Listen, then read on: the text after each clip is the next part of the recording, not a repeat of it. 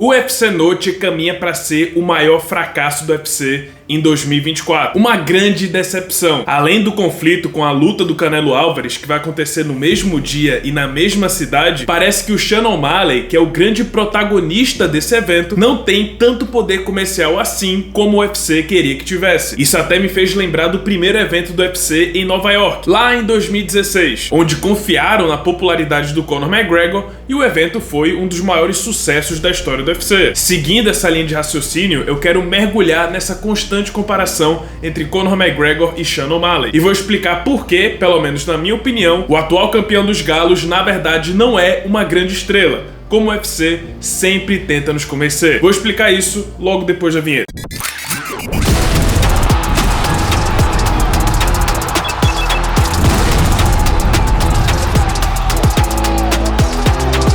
Antes de tudo, eu gostaria de voltar no tempo e falar sobre Conor McGregor, a maior estrela que o UFC já produziu. Porque para falar da ascensão de Sean O'Malley, eu acho que é quase impossível não trazer o McGregor para dentro do assunto, porque a comparação é quase inevitável. O próprio O'Malley cresceu sendo comparado ao McGregor. Sendo assim, vamos voltar no tempo. E goste dele ou não, a ascensão de Conor McGregor no UFC foi a mais emblemática de toda a história da organização. Parecia que a gente estava vendo um filme, o surgimento de uma grande lenda. E esse ar de que algo especial estava acontecendo foi uma soma de vários fatores, só que os principais sempre foram os resultados e o carisma ímpar do irlandês. É verdade que o UFC entregou para o McGregor lutas bem casadas, casamentos favoráveis para que ele pudesse ter uma chance maior de vencer? É verdade, mas ele também fez a sua parte. Todas as lutas dele no peso pena, ele venceu por nocaute. A única que foi por decisão foi contra Max Holloway, que ele competiu com uma lesão no joelho e acabou que foi uma vitória que envelheceu muito bem. E na ocasião, ele dominou Max Holloway por 3 rounds completos. E a cada nova vitória do McGregor naquela época, parecia que a gente estava avançando um capítulo. A cada nova vitória sempre tinha uma nova frase de efeito, como Mystic Mac, ou 50 G's Baby, ou a clássica, quando um de nós vai pra guerra, todos nós vamos pra guerra. Claro, o UFC ajudava marcando boas lutas, mas a verdade é que a maior parte do trabalho que transformou o Conor McGregor nessa estrela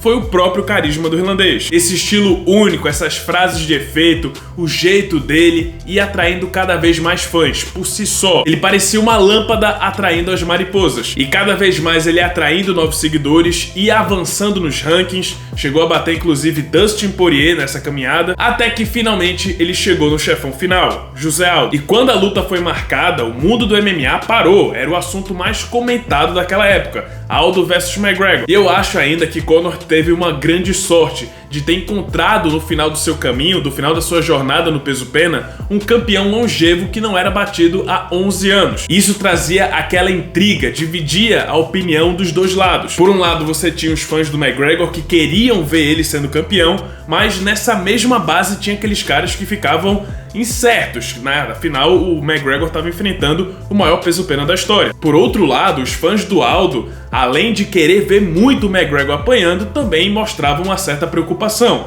Será que esse é o cara que finalmente vai derrubar o rei? E ainda teve um bônus, o fato do Aldo representar uma nação com um público potencial de mais de 200 milhões de pessoas, também ajudou a propagação do nome do McGregor fora dos Estados Unidos. E se você parar para analisar, foi uma coisa que o Chael Sonnen também aproveitou muito. É curioso que os dois maiores trash talkers da história do UFC possuem uma conexão ou tiveram um grande adversário do Brasil. E aí, às vésperas do UFC 189, marcado para julho de 2015, McGregor já era uma estrela. Antes mesmo de enfrentar José Aldo, o cara já era uma das maiores estrelas que o UFC já produziu. E isso é comprovado pelos números. Só que a gente sabe, no fim das contas, não foi o José Aldo quem Conor McGregor enfrentou em julho de 2015. Aldo sofreu uma lesão e no lugar do brasileiro, McGregor enfrentou Chad Mendes pelo cinturão interino, que acabou sendo a nova luta principal do UFC 189. E mesmo sem o José Aldo, o UFC 189 vendeu quase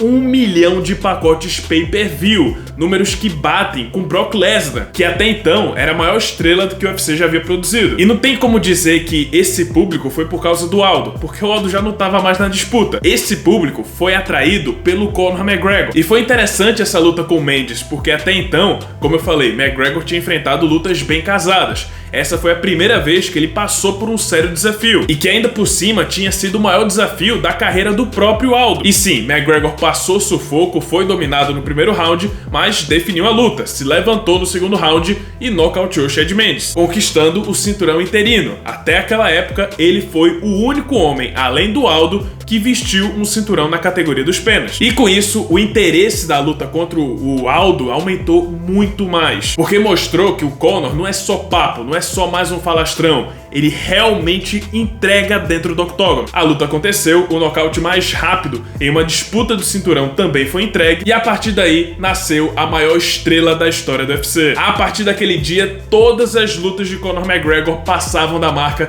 de 1 milhão de pacotes pay-per-view. Dos 10 maiores pay-per-views da história do UFC, 8 foram protagonizados por Conor McGregor, incluindo o maior, o UFC 229, Khabib vs McGregor. Eu divido então a ascensão de Conor McGregor em 3 partes, pelo menos no peso pena: acumular vitórias contra adversários bem casados, depois o grande desafio, que foi o Chad Mendes, e por fim, a conquista do cinturão. E olha só que interessante, essa mesma fórmula aconteceu com Sean O'Malley, só que não funcionou. A história do O'Malley começa no Contender Series, ele foi a grande descoberta desse novo programa do Dana White. E logo de cara, o Dana White saltou os olhos. Ele parecia ser o novo Conor McGregor. Ele tinha suas diferenças, o que era bom porque não tornava ele uma cópia exata do irlandês, mas tinha certas similaridades que poderiam torná-lo uma grande estrela no futuro. E o Dana White viu isso. Sendo assim, tentaram adotar a mesma estratégia que usaram com o Conor McGregor. A subida do O'Malley no peso galo foi dividida naquelas mesmas 3 etapas: lutas bem casadas, o grande desafio e, por fim, a conquista do cinturão. Só que logo no início, nessa primeira etapa, já não teve o mesmo resultado do McGregor, porque já houveram muitas complicações. A primeira complicação foi a lesão contra o André Sokmarth, a segunda, a falha no teste antidoping, que foi muito bem coberta nos anos seguintes, terceira, a luta sem resultado contra Pedro Munhoz, e por último, a derrota para Marlon Vera. Esse último, por si só, já atrasou e muito a ascensão do O'Malley. De qualquer forma, ele deu a volta por cima, conseguiu voltar a vencer e chegou no ranking da categoria dos galos. Passamos então para aquela segunda etapa, que foi o grande desafio. O Sean O'Malley enfrentou o ex-campeão da categoria, Petr Yan. Fazendo um paralelo, o Petr Yan foi para o Sean O'Malley o que o Chad Mendes foi para o Conor McGregor. Mas olha só a diferença: McGregor passou sim sufoco, mas ele definiu a luta, ele nocauteou o Mendes, não dependeu de juízes. Vitória legítima, sem controvérsia. O O'Malley também passou sufoco, só que diferente do McGregor, ele não conseguiu definir o resultado e a luta foi para a decisão dos juízes. E o O'Malley venceu em uma das piores e mais polêmicas decisões que eu já vi acompanhando esse esporte. Pessoal, na época eu havia postado no O'Malley e eu gravei a minha reação ouvindo o anúncio do Bruce Buffer. Não consegui acreditar que o O'Malley havia vencido. E vocês sabem o quanto uma vitória por decisão garfada afeta a imagem do lutador de forma bem negativa, principalmente para aquele que venceu. E aí, finalmente, passamos para a terceira etapa, quando o O'Malley finalmente venceu Aljamain Sterling e se tornou o novo campeão dos galos. Foi uma grande vitória, eu considero a maior vitória da carreira do O'Malley, que consagra ele sim como um grande lutador e como um grande campeão. Mas falando do lado comercial, essa vitória não foi tão impactante quanto a vitória do McGregor foi contra o Aldo. Primeiro porque o Sterling não era um campeão tão dominante quanto o Aldo, e de bônus também não havia o apoio de uma nação de mais de 200 milhões de pessoas. O Sterling não era o ícone dos Estados Unidos. Por outro lado, Aldo era o grande representante do Brasil naquela época. Isso sim impacta, faz o nome do vencedor da luta se propagar por outras nações, sem ser os Estados Unidos. E depois de vencer o Sterling, o O'Malley venceu o Marlon Vera, limpou seu nome daquela primeira derrota, naquela que foi a 4ª maior bilheteria da história do UFC. Aí você pode falar, olha aí, Carlos, aí tá aí os números do O'Malley. Ele fez a 4ª maior bilheteria da história do UFC. Tá, mas será que esses números foram por causa do O'Malley? Porque olha só, o UFC 299, que foi esse card, também contou com Dustin Poirier, a estreia do Michael Page, Kevin Holland, Gilbert Durinho, Jack Della Maddalena, Petr Yan, Malhadinho, Curtis Blades, Rafael dos Anjos, Matheus Gamrot e Michel Pereira. Aí eu te pergunto, o UFC 299 foi a 4ª maior bilheteria da história por causa do Sean O'Malley ou porque o card estava muito bom. Tinha gente na época, inclusive, alguns meses atrás, comparando o UFC 299